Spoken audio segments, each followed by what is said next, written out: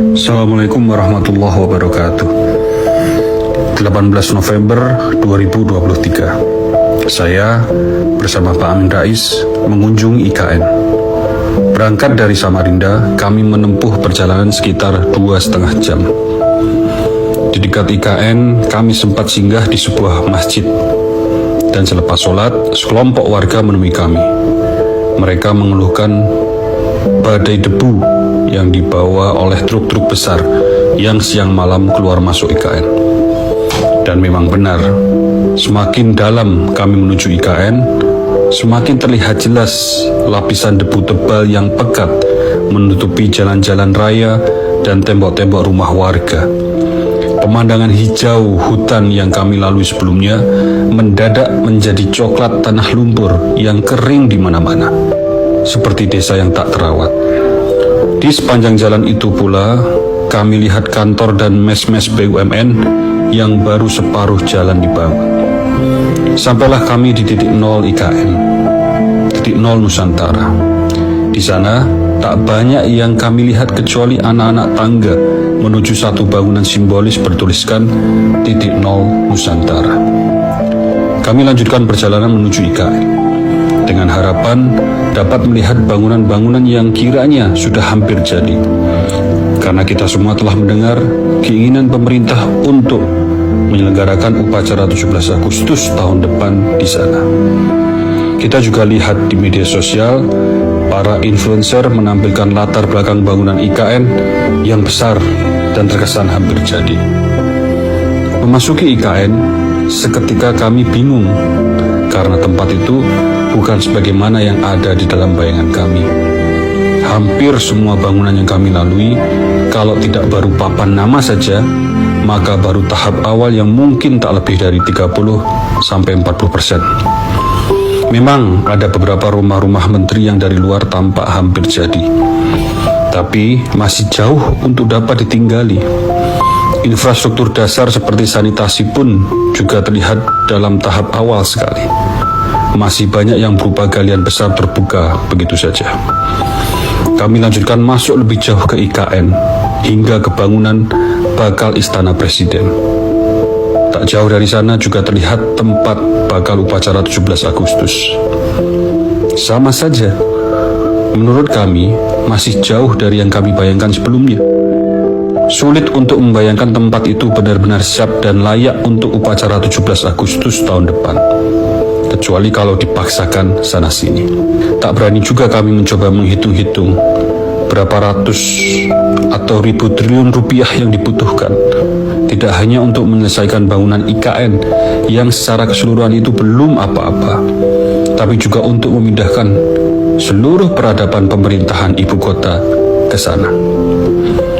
Kemudian entah saya yang mulai kehilangan kapasitas spasial, tapi saya melihat bangunan-bangunan di IKN termasuk Istana Presiden cenderung lebih kecil ketimbang kesan yang saya dapat dari perencanaan yang telah dipublikasikan.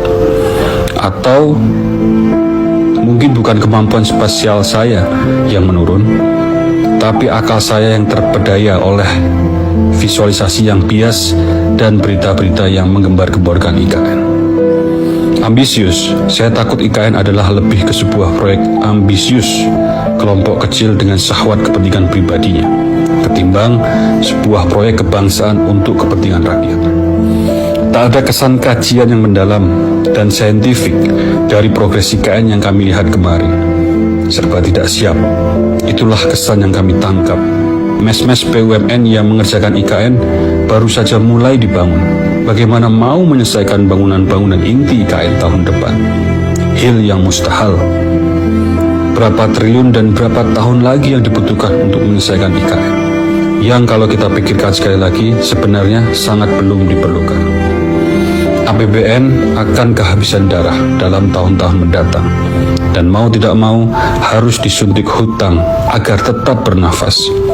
Padahal di sisi lain, dana IKN seharusnya dapat kita gunakan untuk menyelamatkan anak-anak Indonesia dari stunting, gizi buruk, putus sekolah, juga pengangguran dan kemiskinan.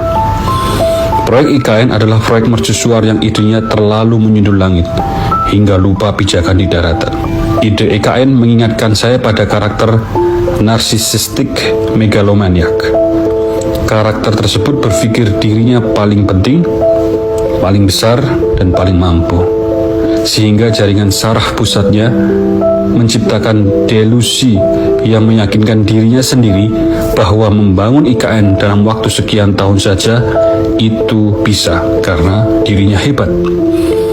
Saya bisa saja salah, tapi saya yakin bagi yang melihat langsung IKN saat ini dengan nurani yang jujur akan berpendapat yang sama dengan saya dan juga Pak Amin Rais. Kami khawatir IKN akan jadi proyek raksasa yang mangkrak, dan siapa lagi korbannya kalau bukan rakyat. Surat pendek ini adalah sebuah autokritik seorang anak bangsa yang mencintai negeri dan saudara setanah airnya, yang ingin melihat negeri yang gemah ripah loh Jinawi ini dikelola dengan benar sehingga semua rakyatnya hidup makmur. Kepada saudara-saudara di Kalimantan Timur, jangan mau kita dibentur-benturkan.